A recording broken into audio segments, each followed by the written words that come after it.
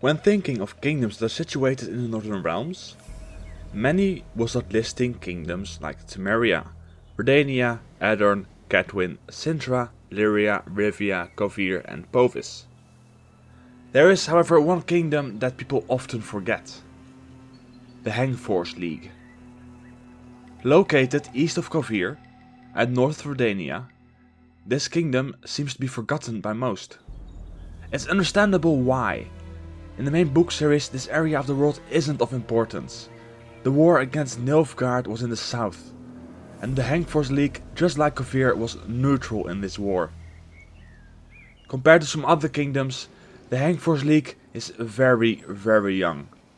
To understand how a new kingdom can form right next to some of the largest and most powerful kingdoms in the north, we have to go and look to Kovir and Bovis. In the 1230s there was an event called the Secession of Bovis, which was followed by the coup that overthrew the Tysons in Kovir. During this time, the region known as Eastmarch took advantage of the situation. This created several smaller kingdoms, like Malor, Caingorn, Hengfors and the Arksea. During these events, a man named Audun took his chance. He proclaimed the Arksea and Hengfors to be independent. He ruled over his land without too much trouble, and even managed to take over Caingorn. It's however unknown if this was by marriage or force. What he had accomplished were the first steps towards the Hengfors League. However, not everything went so smoothly for his land, as after Audun died, Redania decided they could use some more land, and they took the Arksea. This left Niedamir, the son of Audun and future king of the Hengfors League, with the city of Hengfors and the kingdom of Caingorn. However, Niedamir had his eyes set to Melior. Recently, the Prince of Melior had died. Their son, Jogin Peters, who had no right to the throne, which left their daughter, Potveka, as the sole heiress to the land. Niedamir was still a young ruler at the time, and he wished to combine Melior with his existing, expanding kingdom. He asked for Potveka's hand in marriage.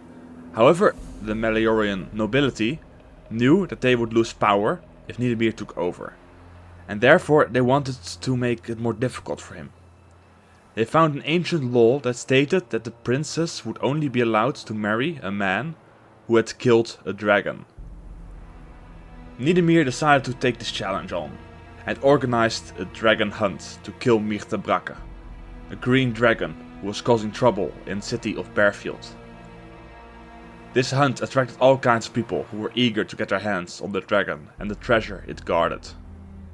However, they couldn't have known that the golden dragon would come along to protect this green dragon. Villain Trettenmouth made sure that the dragon wasn't killed. Niedamir, however, decided he would just take Melior by force instead, seeing the dragon hunt as kind of a waste of time and not worth all the effort. As Niedamir states in Sword of Destiny, "The throne of Melior is mine anyway, because in Caingorn I have 300 armored troops and 1500 foot soldiers against their 1000 crappy spearmen. Do they acknowledge me? They will have to. I'll keep hanging, beheading and dismembering until they do." Niedamir, however, wasn't yet done with this expansion. He invaded Craden, the same land as where Renfri comes from. This led to a short war between Niedamir and Estrad Tyson. Craden had been a Kovirian vassal for ages, and thus Kovir came to help. After a short war, the 4th Treaty of Lan Exeter was drafted. In this treaty, Estrad demanded that Potveka, the princess of Melior, would marry one of his relatives. However, this was changed so that Niedamir would marry Potveka and that their sons would be married off later to the Tyson family. This treaty also stated that Craden would remain in the Hengfors League. However, it would be granted to Estrad's young daughter, Gardemunda, and was governed by Estrad himself until she reached maturity. She eventually married Prince Aristide Vermeulen, whose family were dukes in Creighton. In the following years, Niedamir had 2 sons with Potfeka. She however died prior to 1267 and was most likely killed by Niedamir, who had publicly mentioned poisoning her after she had given birth, even before they were married. Niedamir's rule continued for some time. During the events of the Second Northern War, he decided to stay neutral and not to fight alongside the other kingdoms. This was mostly the best choice he could make for his kingdom, as they were still young and not extremely powerful. If he would have sent troops to help and fight, he wouldn't have any left to defend his own kingdom against his neighbors.